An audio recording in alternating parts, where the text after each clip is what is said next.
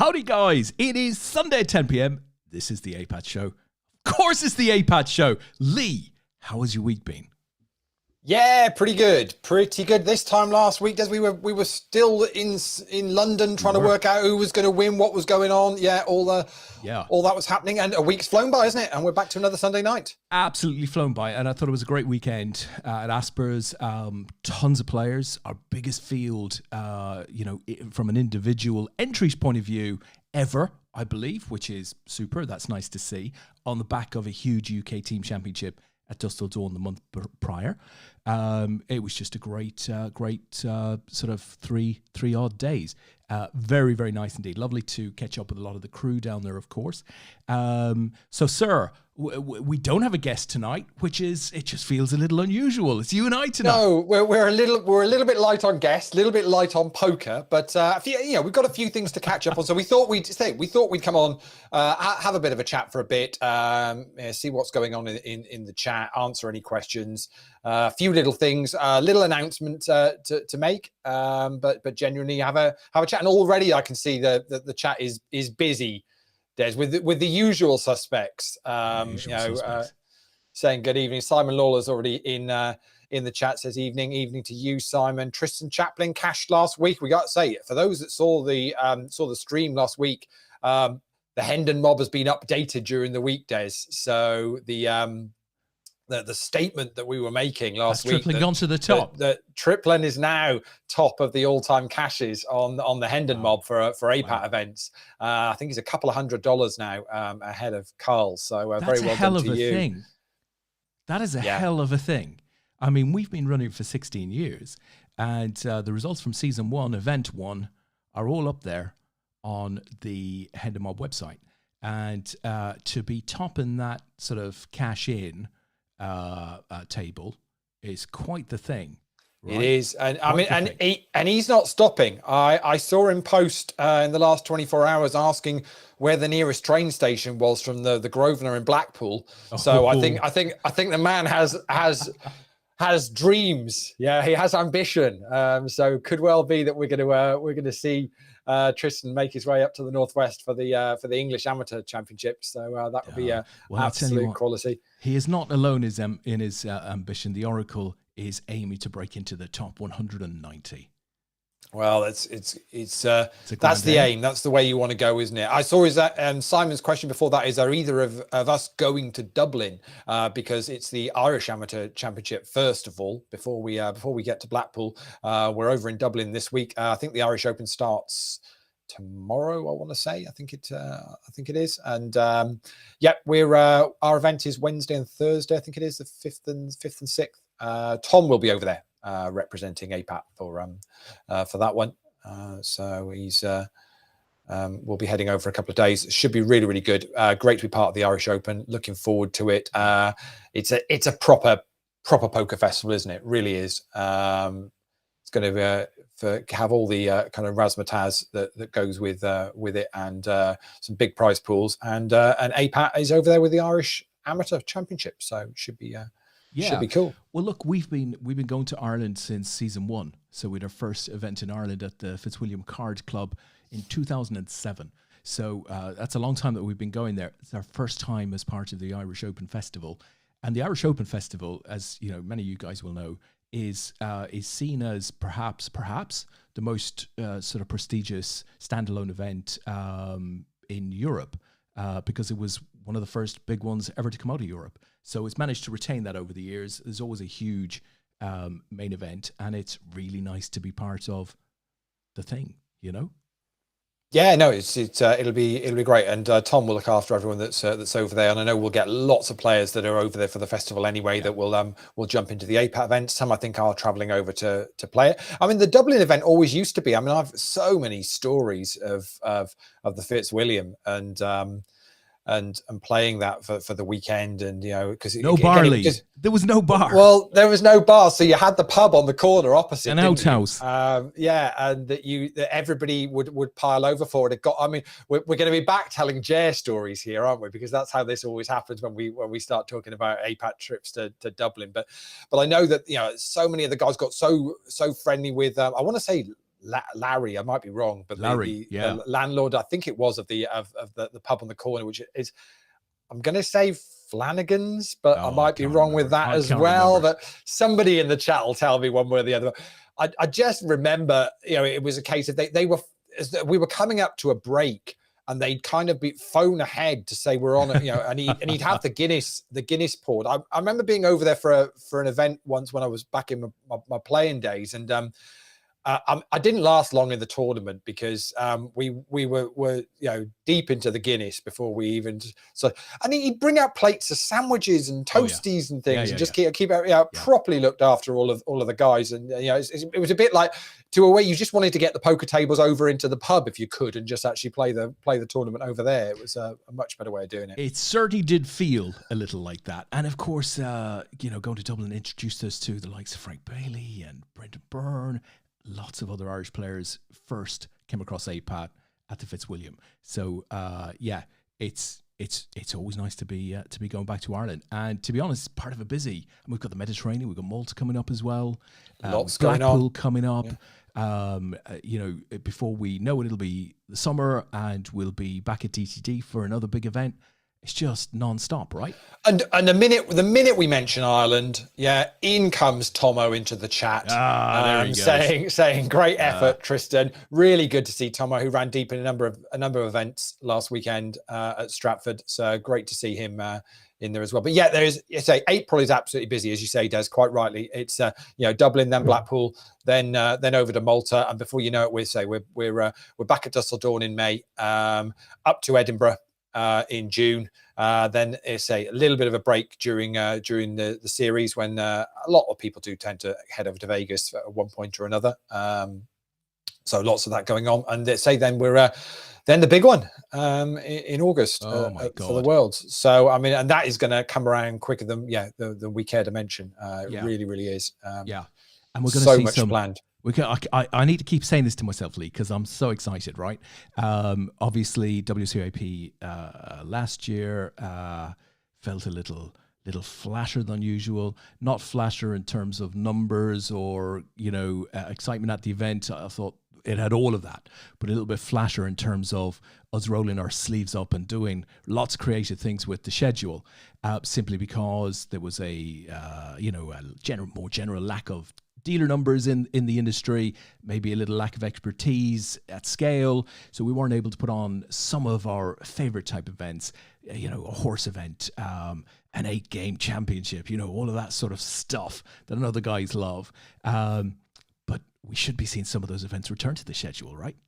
Yeah, no, absolutely. That is the plan. And for those that are attending the UK Championship in May, hopefully you'll see a little teaser of some of the events there, as well as Simon's just popped up on the chat there. See that DC now says it's Wednesday to Sunday. Do we know what the schedule is yet?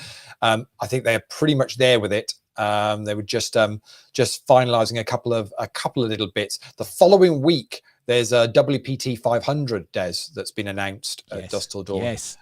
So that is the following week as well. So we've just been working to make sure that we're all aligned, because this is the whole, this is what 2023 is all about. This is about collaborative working in the poker industry. So when we've got an event on, it's making sure that we're aligned with what we're doing, that fits in with what what's happening the following week, and everyone's working to basically just make as best as they possibly can for the poker players. So as soon as that's agreed, then we'll get that released. But it's pretty much there. I've seen the latest version of it. I don't think it's going to change anymore. They're just making sure it's spot on, because we like to make sure, if we're putting that information out there, that it is absolutely nailed on before players start making commitments for accommodation and travel. That kind of thing. So Leigh, let's step back 7 days if we can. Aspers, we talked about it. I mean, just a great weekend. We did some coverage of the final table, right? So we had 2 cameras in operation. We had hoped to have a third in operation, but tech issues didn't happen. We 2 in operation. We gave everybody a really good close-up view of how that final table ran off. I really enjoyed it. I thought it was a lot of good poker played. I thought we saw a lot of flops. Just felt like a really nice quality game. There were some decent players on there, of course. what can you tell us about the top three? I mean, what did you take away? A lot of support for our winner, of course. Yeah, I thought the rail was superb, and there was a lot of people following AJ, and and quite right. And what about that for a winning hand? To get, I saw somebody post in the group today saying, "Did you actually win with Ace Jack?" It's the Stuart Oliver, I think we call that. Yeah. AJ run with AJ. Yeah, absolutely. That's the way. But I thought he played really, really well. Got some good hands. I mean, I think he had aces a couple of times on that final table. Also rivered a couple of flushes on that final table. But he got paid. So it wasn't just a case of he was hitting those cards. No, he played those hands well to make sure that he actually got, he got as much as he possibly could out of those hands. So I don't think you can really say really fault the winner a huge amount in there. There's a few interesting hands along the way.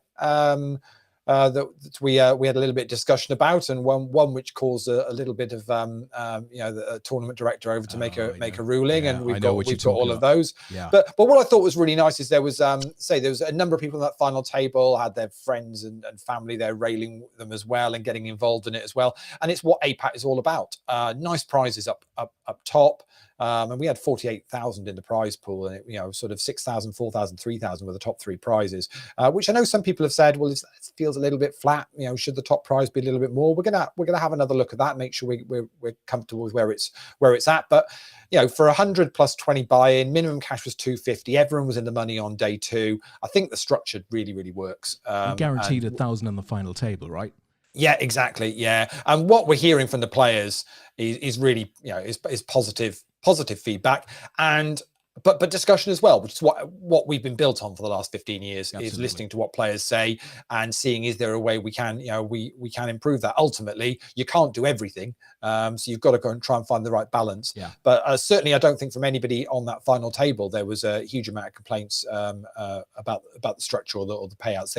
They were quite happy with what they were playing for, and I thought played it in a really, really good spirit. It was an enjoyable one to watch, I thought. Yeah, so totally agree with all of that. Now, you did mention a rather controversial hand that we had. We don't have too many controversial hands that I can recall at APAT, and of course, whenever you get a bit of controversy, generally there's a lot of passion behind that. Things are, you're down to 4 or 5 handed, things are getting a bit tense. So look, why don't I roll the important 2 minutes of this thing, and maybe after we see it, we'll have a discussion as to what we think actually happened here. There was a lot of discussion about this hand on the night. Let me roll this. Oh. Quick call from Florian. So we're going to see a river card here, Des.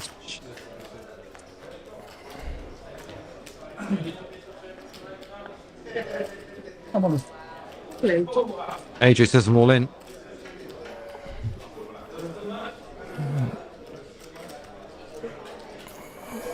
Florian makes the call. AJ shows ace-9, and Florian looks. Ace-9 is going to be good. That's a huge pot for AJ.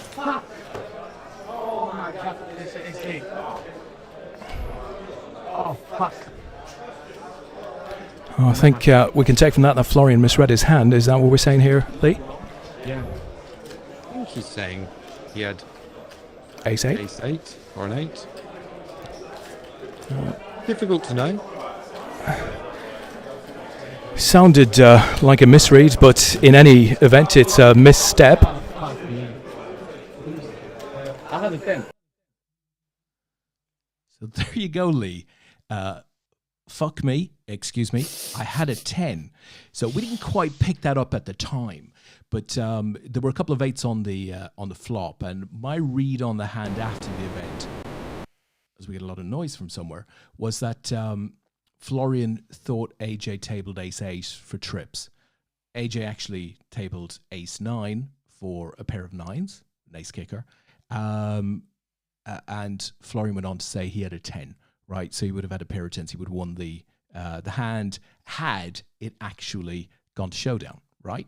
So Florian kicked off a little bit. I think it's fair to say, not in a bad-natured way, but he was passionate about it. We had a ruling, then we had another ruling. Then the dealer changed. I think it was just a natural time for the dealer to change, but just it seemed a bit of an unusual one. Given what we now know, if you put yourself in Florian's shoes, what do you think of the way that played out? Oh, I mean, it was just unfortunate. I think really, I mean, Florian's entire body language was, I'm mucking my cards. I've seen what's been tabled. I don't really want to show what I had. I've lost. The entire body language was that. Now, it's difficult to know whether he saw the ace-9, thought it was ace-8, as you said. Or just hadn't spotted the 10, because I think he then said he had a 10, so he'd have had a pair of 10s, which would have been good enough. So it's difficult to know which one of those it was, but either way, it was very clear that he put them. But what he should have done is, because AJ went all in and he made the call, is it was a showdown, so both hands should have actually been shown. The dealer's made a tiny error there in when the cards have been pushed. I mean, to be fair, he pushed them close towards the muck. She's just collected them in and is literally counting out to the winning hand. It's just an unfortunate one. I mean, I suppose the obvious thing there's just say is you just it's showdown. It's showdown. So flip your cards. I mean, flip your cards. Yeah. What do you guys think in the chat box? Yeah. What do you guys think in the chat box?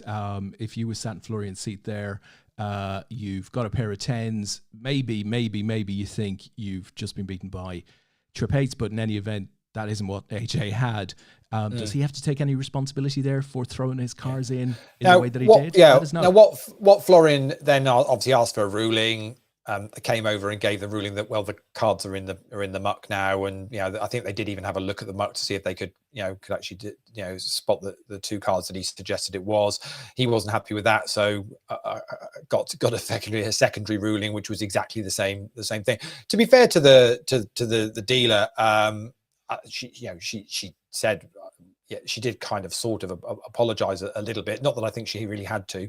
I don't think that's too fair, because really it's down to the player's responsibility to deal with that. It's a real weird one, because you can see things that sometimes you think, oh well, is it an angle? Is it whatever? I think it was genuine. I do believe it was. Absolute. There was definitely no angle. But sometimes with some of this stuff, you can everyone can pile in. And I mean, crikey, if this was on poker Twitter, we'd be someone would have called the police by now. It would have been absolutely horrendous. But you're not going. It was absolute genuine mistake by the player. If the dealer had just got flipped them over because it had gone to showdown, but it was, I think everybody at the table was just like, okay, well, that hand's done, we're moving on. Leigh, look, I would accept all of that, but at the same stage, I'd say, why is he passing his cards in that fashion, upside down?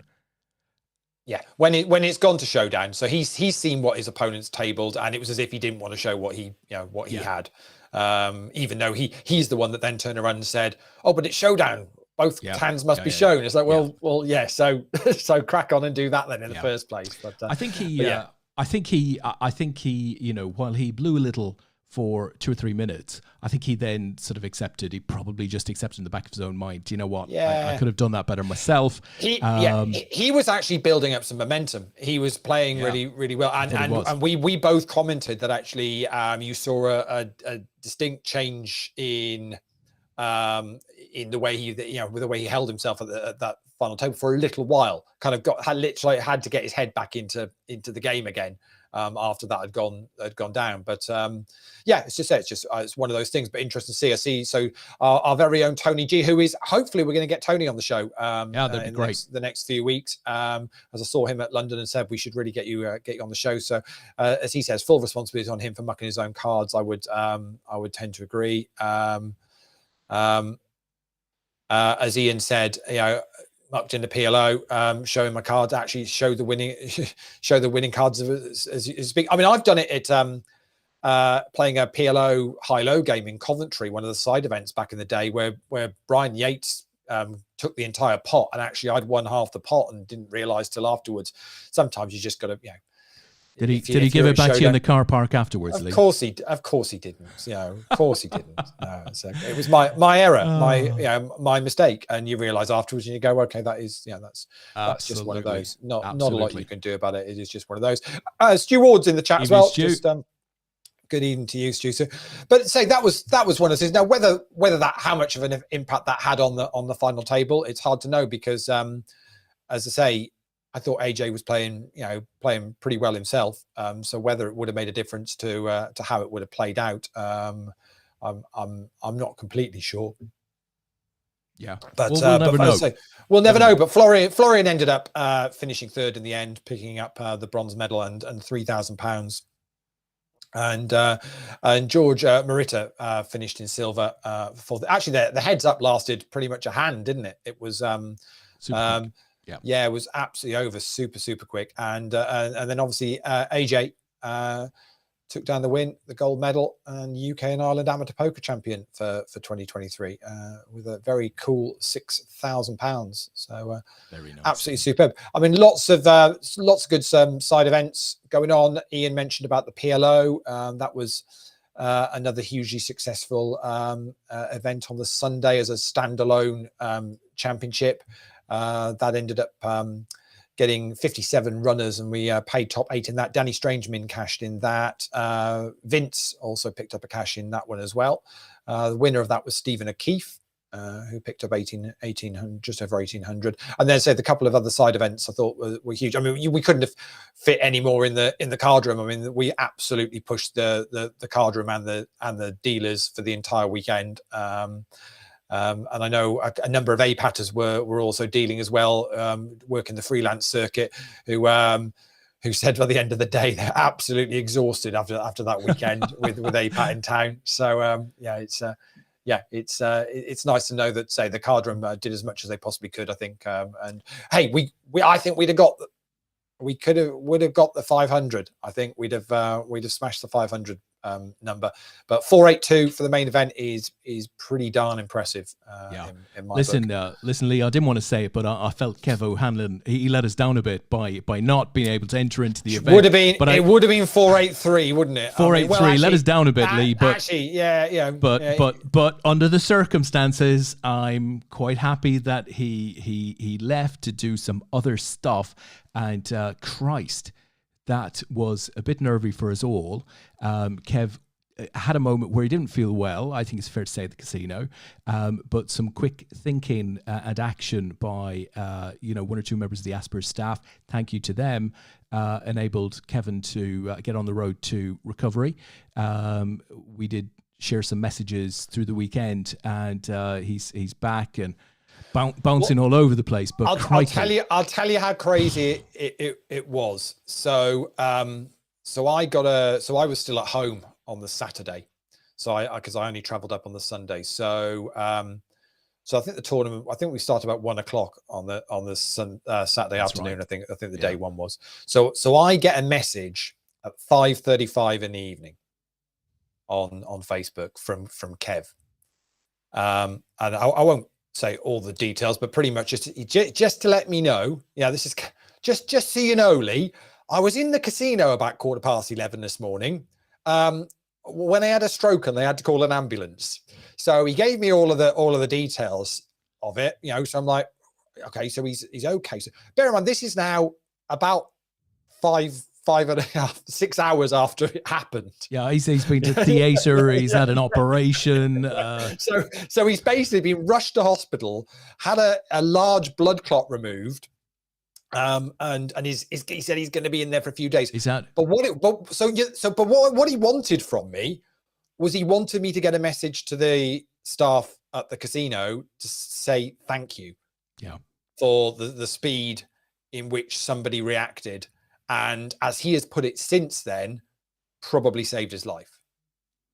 And that's not putting any on it at all. That's Kev's view of what happened that morning. And so we can only say, because Kev's one of our own, that to whoever that was at Aspers, that was super quick in getting emergency services there to then go and do what they do.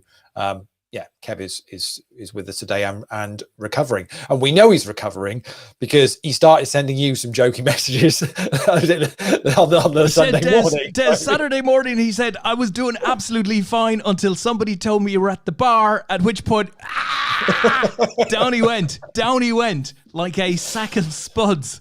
Oh no. Well, great to see the humour back. Good job. Nobody had to do mouth to mouth on him. We might have them still around. Did they have to do? I don't think they had to do mouth to mouth. Probably just as well. But crikey, yeah, we do not want to lose anybody at the venue if we can avoid that. No, that's not good. So I'm hoping. I'm hoping he got his buy-in back, or he'd not yet bought in. One or the other. So, but anyway, if tell him, Lee, if he hadn't bought in, it's not too late. Just to post that money through. We're not doing APAT credits these days, are we? No, that's not a thing. So talking about future events, Simon Lawler in the chat says, will any future legs use online day ones? Yeah, we have every intention of bringing the online day ones back. As I say, we're desperate to actually give you guys some news and announcement about our online plans for 2023. As soon as we can do that, we will get that out to you guys. Lots of really, really cool stuff to chat about and do. And as Stu says, yeah, scary stuff, speedy recovery. Yeah, it's and the chat goes mad. Yeah. I heard he lasted longer in the event than normal. Trish says, Des at the bar.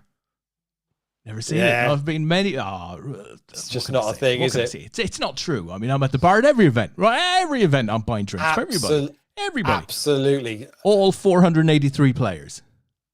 I mean, I'll be honest. They're really tiny drinks.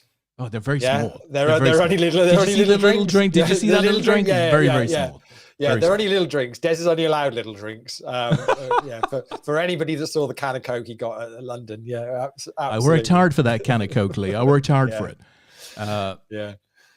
Lasted longer than Des at the bloody bar. Oh, there we go. It's all coming in now, Lee. They're getting their teeth out. Right. Yeah. So what I should say, just whilst we're talking about future events. So Di very kindly posted up in the group this week. If you haven't seen it, go and check it out on Facebook about Blackpool. So if you've already got a debit card registered with Grosvenor from previously that's still valid, you should be able to basically register without being at the venue. Via the phone for that one, for Blackpool. Can't do it any of the Grosvenor, so it's either at Blackpool itself, or if you've got a debit card already registered, then you should be able to do it via that. But again, it's a similar thing. Friday night, day 1A, Saturday afternoon, day 1B, with alternates. I would hope that anybody that rocks up on the day will get sat down in the same way. There wasn't anybody at London that wanted to be sat down that didn't get sat down. So. And we managed to get through 480 odd, so it'll be a similar situation at Blackpool with as many tables as we've as they can open up with dealers, and we will get that done. So just one to bear in mind. Fantastic. Righty ho, Lee. So what else do we have? You had one or two things you wanted to cover off. Hopefully football isn't among them. I don't really want to talk about football. Don't have to talk about football. No, well, I'm okay with it actually, because I thought today we were absolutely woeful, and it's a bit of a coin flip going to Newcastle at the moment. To be honest, I wouldn't say we necessarily went there as favourites, and we're like, if we could have picked up a point, I'd have been quite happy. But actually, I thought Newcastle were excellent today, and we were absolutely awful. And got exactly what we deserved. If basically the entire front line and midfield are not going to perform, then you can't expect to do anything. And I thought Newcastle were thoroughly worth the 3 points. And interestingly, it makes you do start looking at that Newcastle side with a bit of confidence and a bit of momentum. They're not going to need too many signings to look to be continually. Be getting in the top 4 position. I think your result yesterday, it's just one of those. I think luckily for Liverpool yesterday, you were far more professional than we were at Anfield, and Man City decided to toy with you rather than what you did to us, which was basically keep your foot to the floor and going for goals.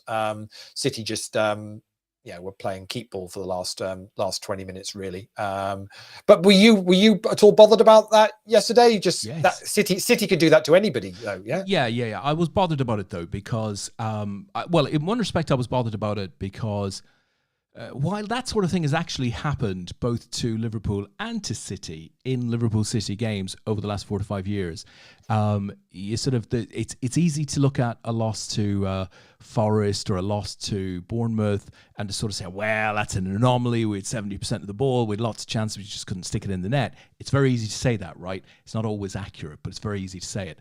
But when you lose 4-1 to City in a game where, if your players aren't up for that one, then and particularly the second half where they did toy with us for a long period of it.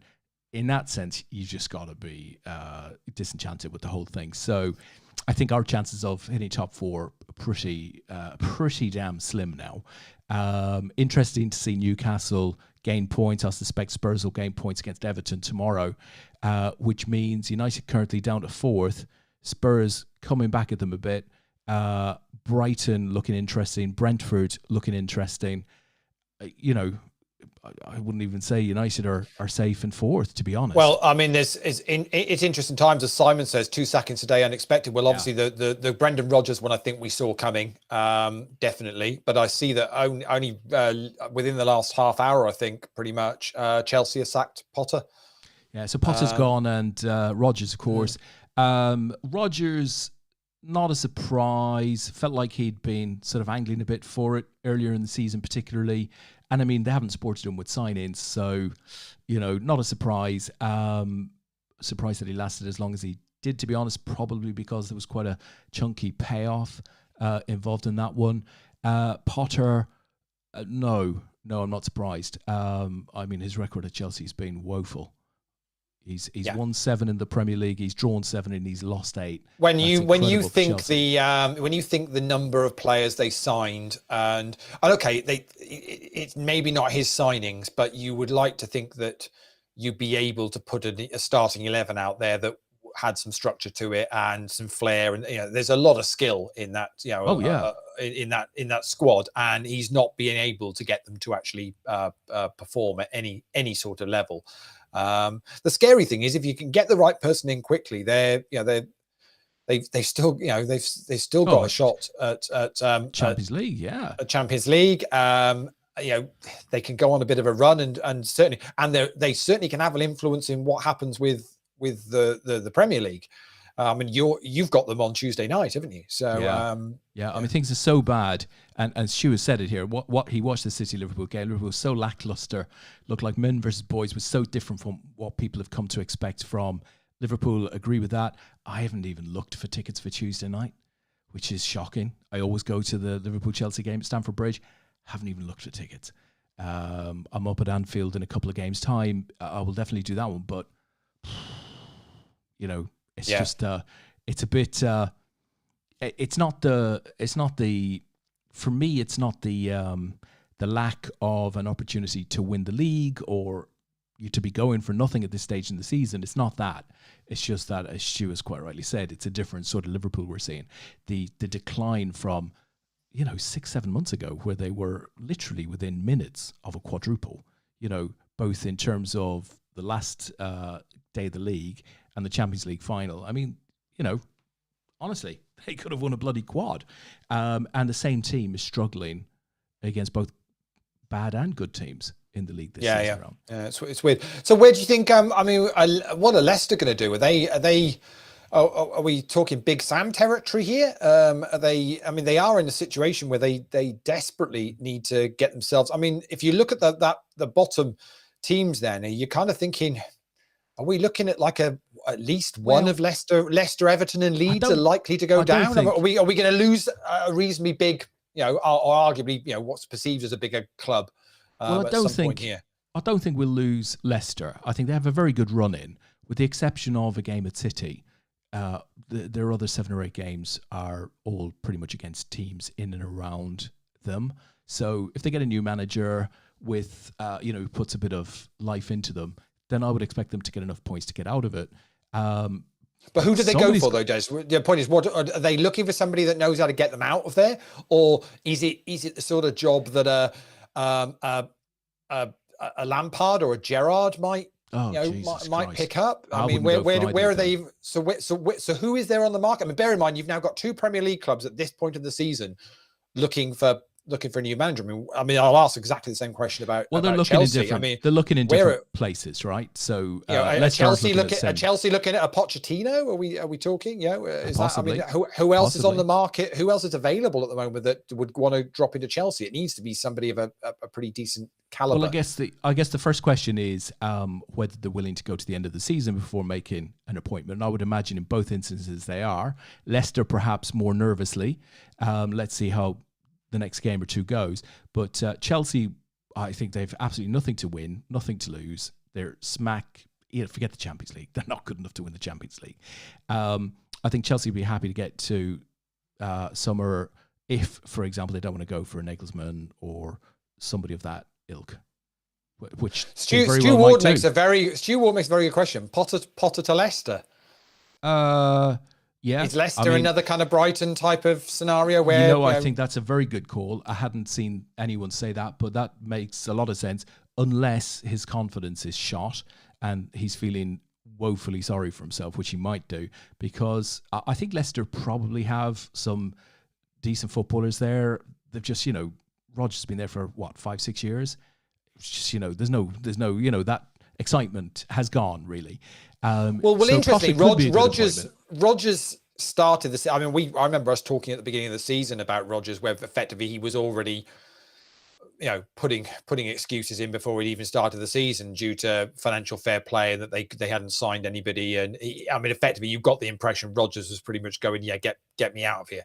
Yeah. I really don't want to be here. I'm a pleb. Get me out of here. Yeah, and the fact that actually today the announcement was by mutual consent. So it's not that they've said, no, we've just both agreed that maybe they probably should have agreed that earlier on in the season, and they might not be in quite the situation that they now find themselves in, because clearly his heart wasn't in it, but clearly he once you start doubting yourself and the role and what you're able to do, then it does become quite tricky then to actually to keep the level up that you need to keep up. Well, listen, Lee, Tony G, could be worse, lads. I'm a QPR fan. Lost to rock bottom Wigan yesterday. That is Dave Whelan's Wigan. Is Dave still? Probably not. QPR not rock bottom, says Triplin. Give them time. Give them time, says Simon. Yeah. Everybody's just piling in on Tony G. Not yet, says Tony G. Both Chelsea and Liverpool so poor. I'm betting on it be -1 versus -1. Yeah. I think you'll there's a few goals in it. I think you'll be all right. Yeah. I've got a feeling because neither team at the moment seems to be able to defend. So the chances that Chelsea gave up against Villa obviously were frightening. Didn't see it. But you wouldn't expect Chelsea to be losing a game like that at home with the likes of and Martinez. Yeah. They could have been a couple down before they eventually conceded the first. It was just it was. Well, Tris thinks Nagelsmann comes to the Prem, doesn't know which club. I would agree, and I think although it just would feel a little bit odd for Tuchel to go to Bayern and Nagelsmann to go to Chelsea, that just feels a little bit like swingers. But otherwise, you'd expect Nagelsmann to be quite a good catch at Chelsea. I mean, they have some phenomenal players there. Yeah, no, I mean, to be honest, the squad that they've created there, it just needs somebody to come in and actually go, right, okay, this is what I'm going to do. It's proper fantasy football stuff, isn't it? Really, with what they've got there at the moment for this season. But we know very well that they're going to have a bit of a clear out in the summer, but they probably will spend again. I don't think they're going to turn around and go, well, we've got what we've got, and that's it. So, and let's not forget Spurs either, right? No, well, they say this is the situation. You've got a number of clubs at the moment that have got temporary people in charge. I mean, Southampton look like they're potentially going, they're going to be going down. Simon says, bottom three, he thinks Southampton, Leeds and Forest. I think Forest are going to have enough about them. I really do. Simon thinks if they beat Leeds, they might have a tiny chance. I think Forest have the ability if they can find the confidence.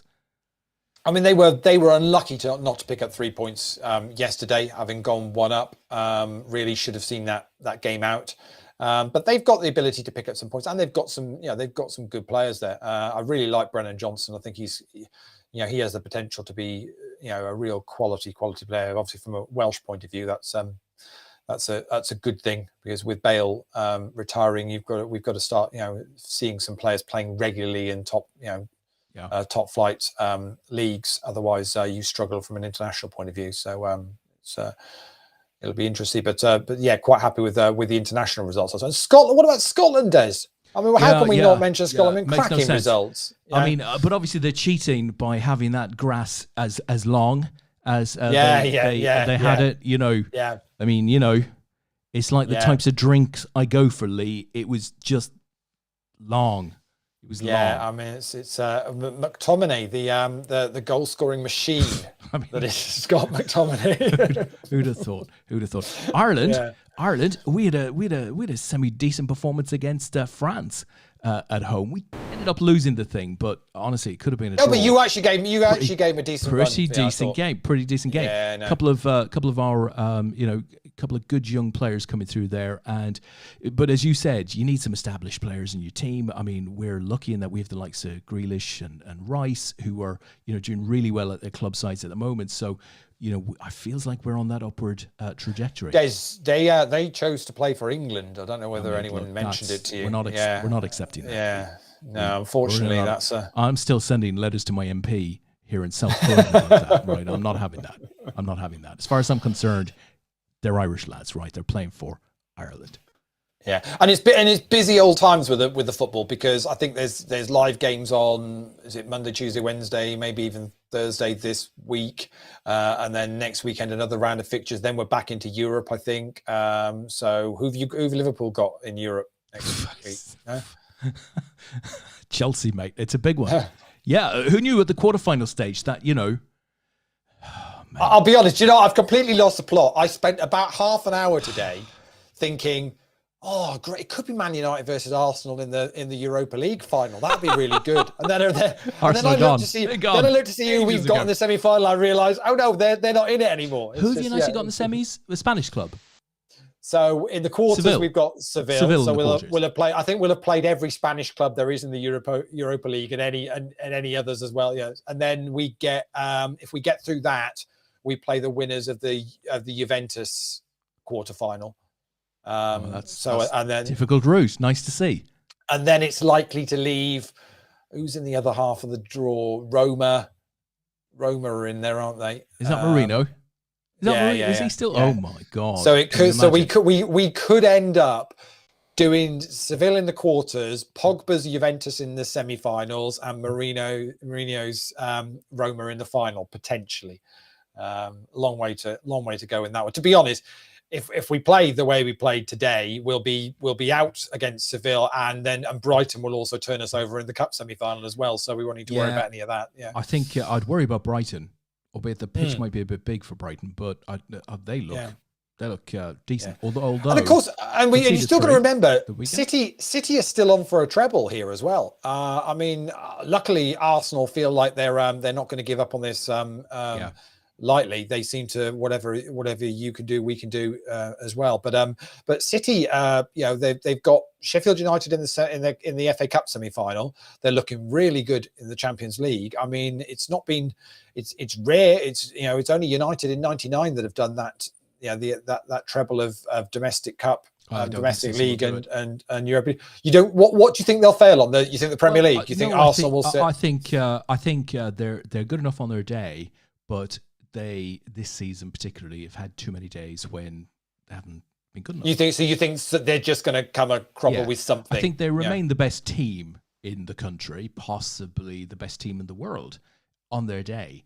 But they've always had little foibles here and there, and I think those have been evident this season. So who knows? If they put in an astonishing, if they show their stuff to the end of the season, they could well win that treble. Absolutely could.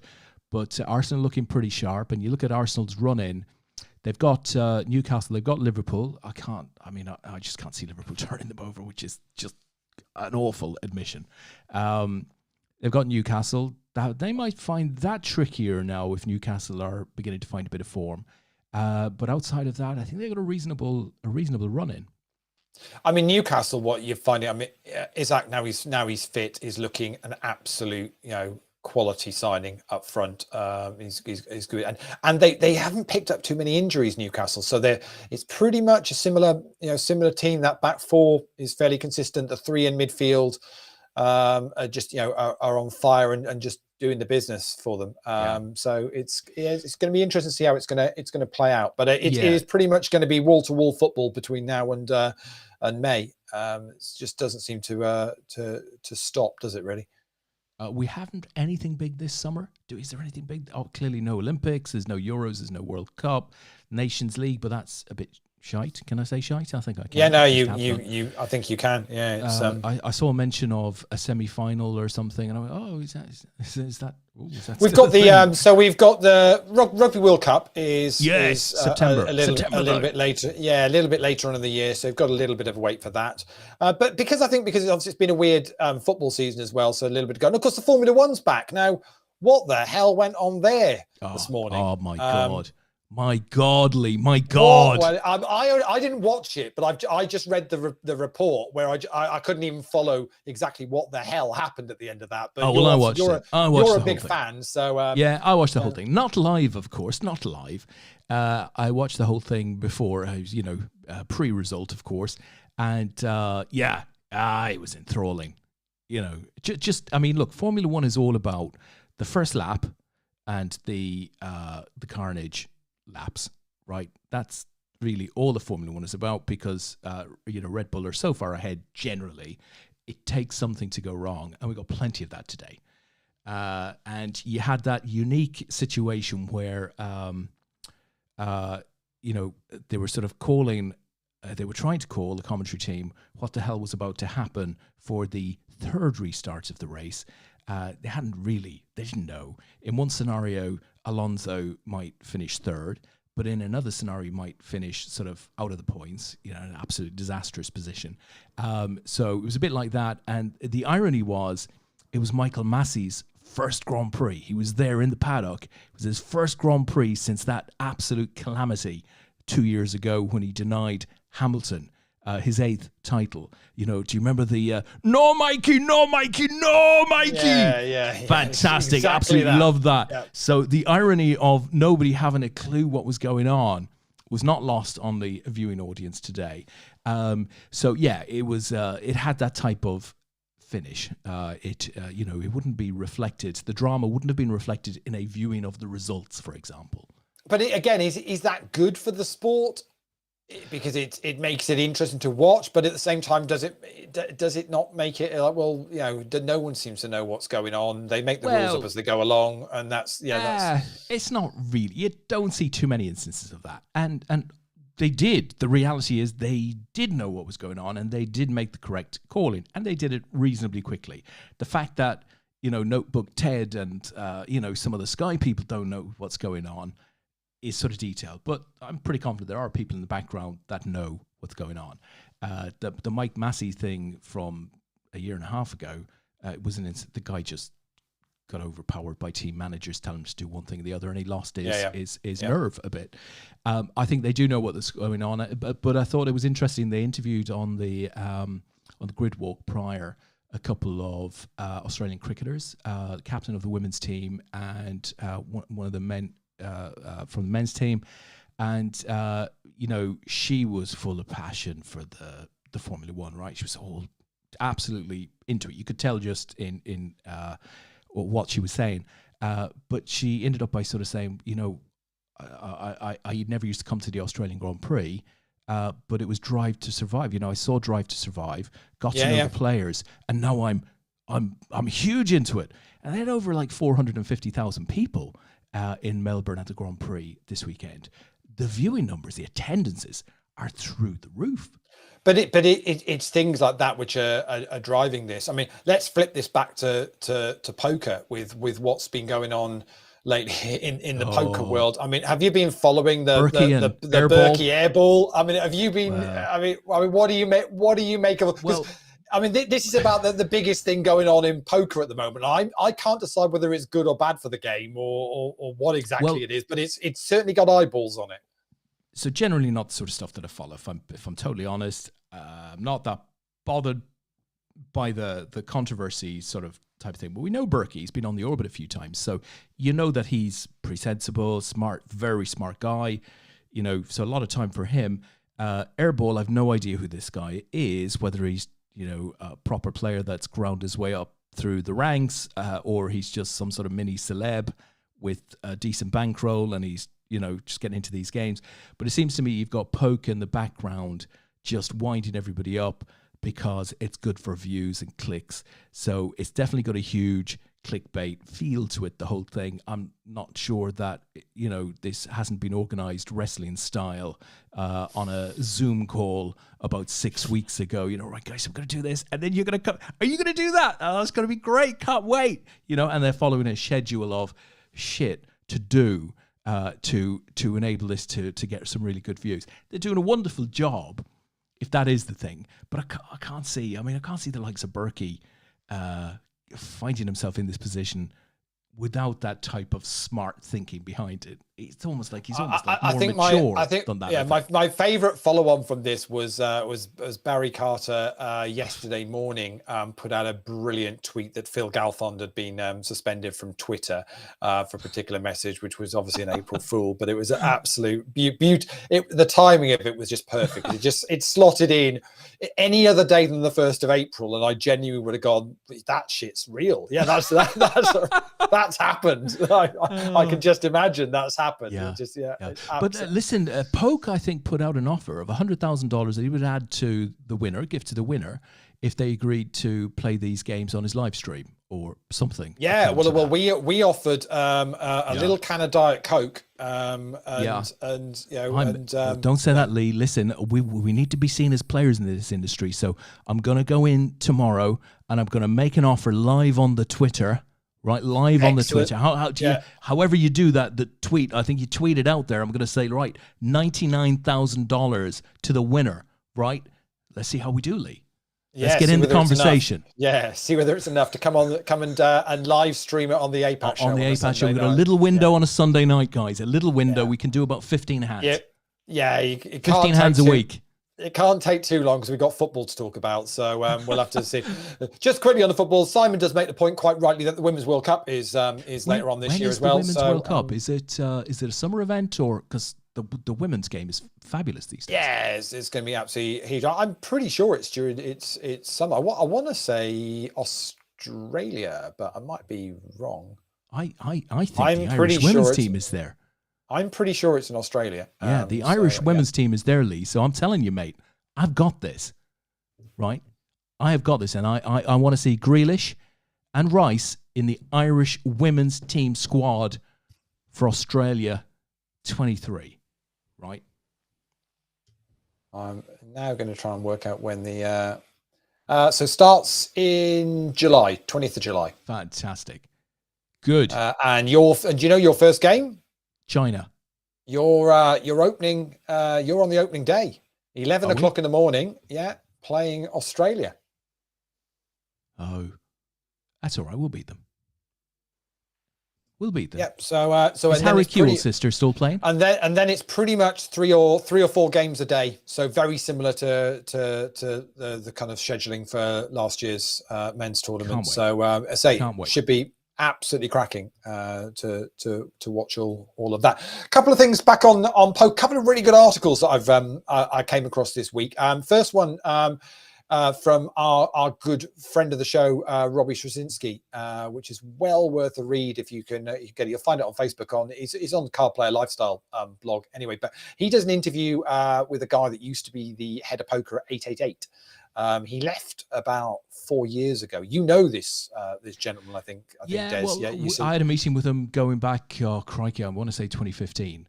But I've heard of his name in the industry for quite some time. But the people who run these poker sites, they don't tend to be. They're not like personalities, right? They no, go about their business quietly. Absolutely not. So Hilly Shaked, is the guy. He was at 888 for about 15 years. So Robbie did this interview about 4 years ago. when he was just after he left 888, and for whatever reason it got delayed before they could publish it, and finally felt the time was okay to publish it. Really interesting read about his take on the industry, all that he was kind of went through, the whole Black Friday thing and all that kind of thing, and fairly open and honest, and well worth a read if you can you can find the time to check that out. And and Robbie's is superb with his interview techniques. Great little article. Read it, really enjoyed it. Robbie writes so well. And it must have been, frustrating for him to have to bottle this thing up for, so long. But for whatever reason, it's just been released, and it's like a little time capsule. It's like it's really, back in really 2016 good. or 17 or whenever the heck it was, and maybe a little bit later than that actually. And it's a really good read. Gives you a little bit of insight into how Hilly did his work and how he sort of got promoted within 888, and the journey for them going from relatively lowly ranked within Poker Scouts rankings when he started back in, I think it was 2011, to leading up to their becoming the second biggest operation in the world, going back a few years ago. Now, interestingly, I was going to say, interesting from that is the method which was all focusing on recreational poker players, and realizing that they didn't want the pros in their playing, and effectively the model which then Stars kind of sort of switch to further down the line. It's fascinating when you kind of see this and how it all comes together. Absolutely right. Really good read, guys. Do go and try and check that one out on the cardplayerlifestyle.com website. So other article that I came across today, I'm getting a little bit excited about whether, am I going to go to Vegas? Am I going to book a trip? Vegas, shall I? What's going to happen?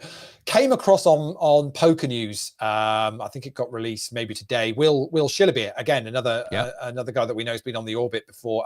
It's 8 Las Vegas facts that sound false but are actually true, which is a really interesting read. But there's just one particular one which I want.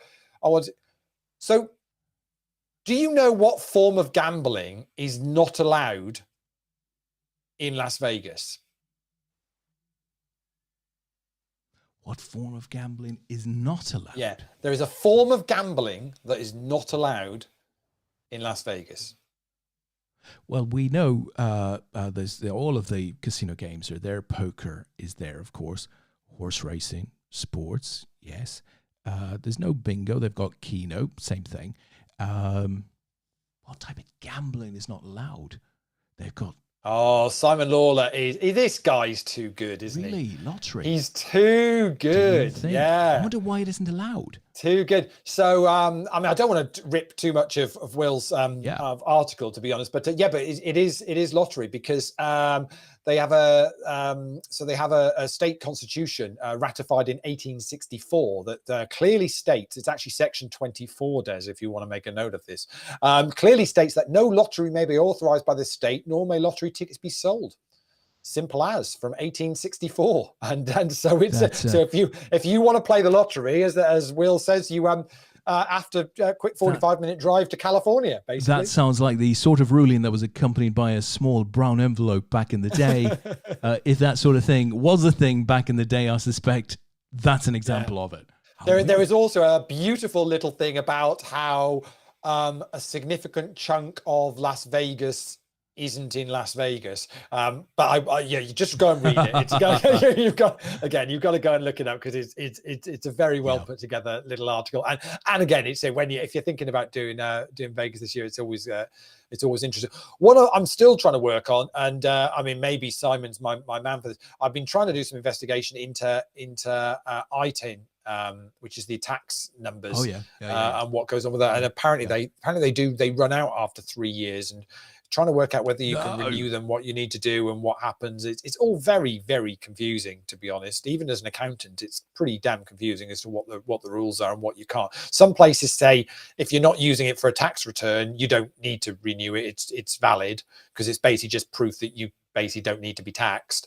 Others say you still need to renew it, and if you haven't used it in 3 years, it becomes invalid and you need to get it renewed. I'll tell you what, Des, it's a whole... I think the best thing is just don't win. I think that's the easiest way to do it. I've always won that very easily. Yeah. And that's the excuse I use, just from an administration point of view. It's really, really difficult if you win. So it's far easier to just go and have fun, play for entertainment value. Yeah, no, it's far easier to do that, very much so. So Simon says, yes, saw a vlog where a guy visits lottery seller on the Californian border. It feels so... to do the Powerball or something for like 1.2 billion. I'd go to the California border too. It feels quite wrong, doesn't it? But their lotteries get to some stupid amounts of money. I mean, when you see ours is like what the Euros, biggest the Euros gets is what, about 100 million or something like that. I mean, that's pretty big. That's pretty big, Lee. But genuinely, the American lotteries can get to the billion, can't they? It's It's absolutely phenomenal. I don't know whether Simon's saying paradise means he's referring to what part of Las Vegas is known as, or he's just throwing in what 888 poker used to be called. I mean, who knows? They were paradise back in the day. They were. I mean, who knows? It could be. Can you remember what their casino site was? Oh, it was something weird, like it was in the article actually that Robbie and I can't remember. It's something like, is it Bet on the Net or something like that? Or something? Casino on Net. Casino on Net. There you go. And I remember it well back in the day, Casino on Net, because they used to send out like CDs with the software. Yes. You get them attached to magazines and stuff like that. Back in the day, that's how you Casino got on Net. Before that proper online thing happened. Simon. Here we go. Mr. Simon Brook. Yeah, here we go. I finally got an ITIN last year, but I don't know of anyone who's successfully got a refund from the IRS, and that includes 2 qualified accountants. Lee, really?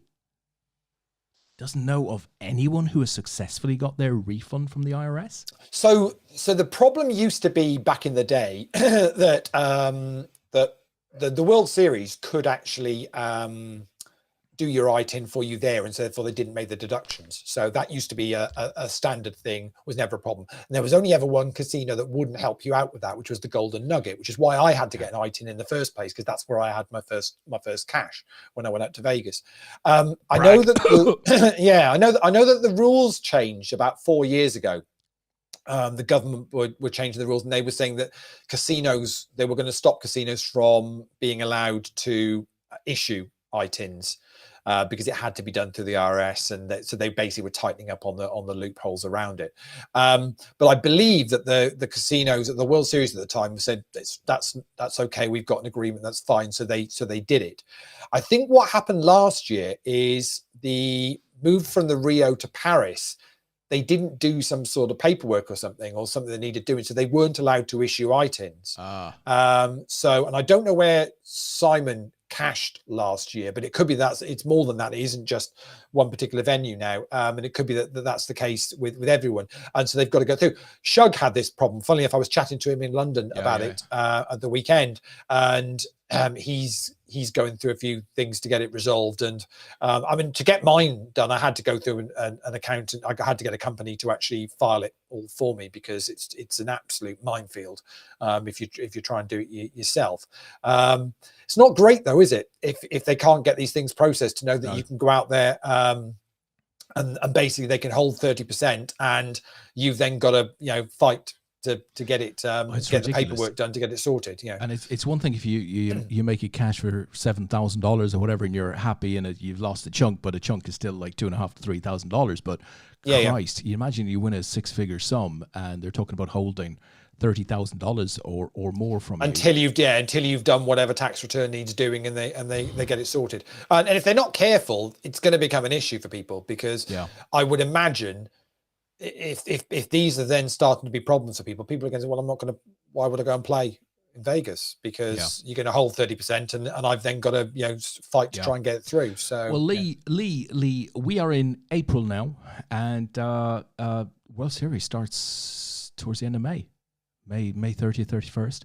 It's not that far away. Can't wait. No, it's coming around super, super quick, and we're seeing lots of the venues are starting to put their kind of their schedules out, and trying to work out who's going to be running schedules, who's not. Looks like the Wynn have got a decent schedule. Venetian have. Golden Nugget have got a schedule again. There was rumours that maybe they wouldn't be running a schedule this year, but that apparently is not the case. So they've got a schedule on the go as well.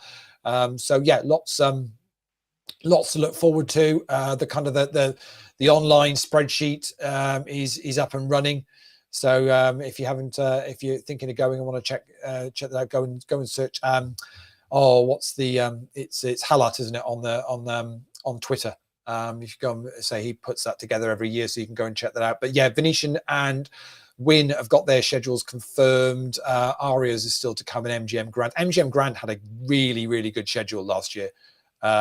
Really, really good tournaments to play, and a nice little card room there. So Golden Nugget have got theirs out as well. They're running a Poker News Cup as well, $1,000 buy-in late on in their series. So yeah, loads of really, really good stuff to get involved in. And there'll be plenty of APATers out there. I know a bunch of the guys are going out to play the usual seniors events and that kind of thing. And there's some good deals on flights as well at the moment.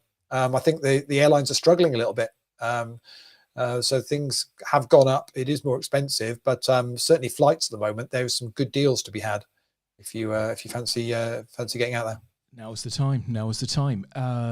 Beautiful, Leigh. Anything else happening for you over the week that we need to cover off?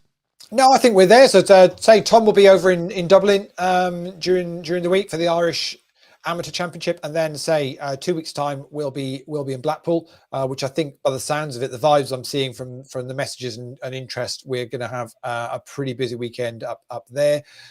So just closing on that on Vegas things. So Simon says Circus, Golden Nugget, and Flamingo have all withheld. Doesn't seem to be a problem in MGM properties. Yes.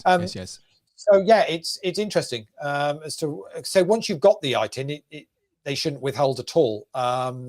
The question is whether if you've got an ITIN that's a few years old, whether they'll still honour that, or whether they'll turn around and say, I don't know how they know when something's expired, because they've got no way of knowing whether you've used it in the last 3 years or you've had a cache in the last 3 years, unless it's all online and they can go and check you out. I don't really know. So it is a little bit of a grey area, but certainly that's a concern for people, but we will see. Certainly from an APAT point of view, we're not withholding tax, so you're okay. So from an APAT point of view, we can withhold tax, Leigh. Well, I mean, it's we should do it, Leigh. We should do it. Check the small print. Yeah, we'll see what we can get away. But yeah, you'll be okay for APAT. So whether you're going to play Dublin, or whether you're going to play Blackpool, or whether you're going to play Malta, or Nottingham, or Edinburgh, or then the Worlds, or then Cardiff, or then Malta again. Whichever one of those you're playing. This has turned into promotion. It's gone from good advice to promotion. It's like it morphed. Yeah, well, to be honest, we don't really need to promote that massively. Simon's in with it. So Simon Lawler says it has 4 digits on it, which indicate the age. Wow. But how do they know whether you've actually used it in the 3 years? Maybe it's not about using it. Maybe it's got to be fresh. It's got to be. Well, no. From a tax return point of view, definitely. If you're an American citizen, if you've not used your ITIN in 3 years, it has to be renewed. So if you've not filed a tax return for 3 years, then genuinely it expires. And I think that's where the confusion comes in. There's clear legislation for that actually, if you've not filed a tax return in 3 years, it expires. So if your number is after this date, it expires supposedly. But I don't know whether that's a thing for ongoing for what do they call it? Non-resident aliens, I think is what we're called. Is what the Americans call us. So as to whether when you're not filing a tax return, you're just before they shoot us, Leigh. yeah. It's just a bit of paper to say we've got a tax treaty with your country. You don't need to take any tax from me, and that's all it's effectively confirming. So. We'll find out, I'm sure, for those that are going to Vegas this year. Lots going on this week. Loads of football, loads of poker, and hopefully in the next couple of weeks we'll have a bit of news on the online side of APAT as well. That we can so Leigh, I can't believe we've spoken for the best part of 70 minutes, and you haven't touched on the biggest, the quite simply biggest I know it was story. It was the first. The thing hell, I said, the biggest thing that's going on. You haven't mentioned it. Tell the people. When I said, I was trying to see if anyone could spare some time to be a guest. What the number one topic that I said we would talk about tonight, and we haven't even mentioned it because he's properly back in the limelight, isn't he? This is fantastic. He's going to make America even greater again. I can't remember what the slogan is now, Leigh, but apparently Trump is going to get arrested. He's scheduled to be arrested on Tuesday. This is so Al Capone. It's just beyond belief. it's because we can't get him for all the other shit he's done, but we think we can get him basically on what effectively is tax evasion. We'll get him for getting his leg over. That's what we'll do. No, we're not getting him for getting his leg over. We're getting him for the payment that he's made through his lawyer as then being reimbursed back to his lawyer as legal fees. Which is basically means it's as good as basic tax. You know, it's got the wrong ITIN number on it. So bizarre as that seems. So everything that he's done and everything else there, and they basically are going to go after him for the effectively tax evasion. Do we have any idea what's going to happen when they sort of bring him to this I don't know, is it a police station or a courthouse? It's Tuesday. It's supposed to be happening. Isn't 2:15. 2:15. The scary is the guy with the horns going to be there? The scary thing is that he still has so much support in that country. I know, yeah. I mean, it really could absolutely go in a very bad way. I'll tell you, folks, if it goes wild on Tuesday, we'll forget about Liverpool's game that evening. We'll have a live APAT show. yeah. Streaming live the pictures from CNN as things go south. I hope it doesn't go south, Leigh, but part of me hopes it does. We'll just have to wait and see. It's, if nothing else, it's going to be and he still has huge plans for 2024. So doesn't he just? And this is sort of helping him because it's putting him back in the headlines, and that's important. The point is, if they don't actually do him for this, then I think it strengthens his position. If he comes away from this actually where they go, well, actually, yeah, we've tried to, but we can't. So we're going. Oh no, they're doing him. They've gone past the tried to stage, haven't they?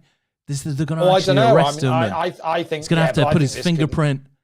Can you imagine how oily his finger will be? It'll be very oily. It'll be very slippery. It'll just slip off the paper. But I mean, he's well prepared for the picture, though, right? The picture with the number, with the ITIN number underneath. He'll be well prepared. It'd be nice. Yeah, he'll be sorted. I'm sure. He'll have good representation, so that'll be fine. Yeah. Fantastic. Well, that's to look forward to next week, guys. So I'm guessing, Leigh, that's probably us, right? Yeah, we're done. So it's as I said, it's Easter Sunday next Sunday. So we'll I think we'll do a show, unless for any reason not. We'll see if we can get a couple of guests together for that, and then the following weekend we will be live, technology permitting, live from Blackpool. I'll be live from Blackpool. You're going to do the show from home, and we'll aim to do pretty much as we did in London. We'll live stream that final table, get in the faces of the players. When they're making their tough decisions or deciding that they're folding and then realizing they've got the winning hand, all that kind of stuff. That's all going to happen live from Blackpool. Oh, Leigh. I bought a piece of kit, right? I've got to expense this, Leigh. I'm going to expense it. But a little piece of kit that will enable us to get like Zoom functionality on our live streams and stuff. We'll be able to get right even further in. What have you bought? What have you bought? A telescope? I can't tell you, Leigh. I can't tell you. Just in case we have any competitors, in case the tower is out there watching the stream right now, she's trying to delve into what our kit bag I'll be honest, the tower might be in Blackpool. You never know, because he was very quick to answer the question about what the nearest train station was. So he clearly lurks in APAT. So I'm hoping, fingers crossed, if there's not a Grosvenor event on that weekend that he's working out, that he may well. Tower. Yeah, he might well rock up and play. Be nice to see the guys if they're about. I know that they're all based up that way. So it will be lovely to see the guys. They're going to be a bit shocked though when we walk in and they see that our kit bag is actually our pocket. That is as deep as our kit goes. Feels like at times. That is very much to look forward to. Right, absolutely. Sir, we're going to call it a night. Thank you for joining us tonight, guys. If you've managed to stay with us for 60, 70, 80 minutes. Good to talk to you tonight. Have a good week. And as Leigh said, unless anything pops up, I think we're definitely planning to do a light stream next Sunday night, Easter Sunday night, of course. So until then, folks, have a great week. Ciao.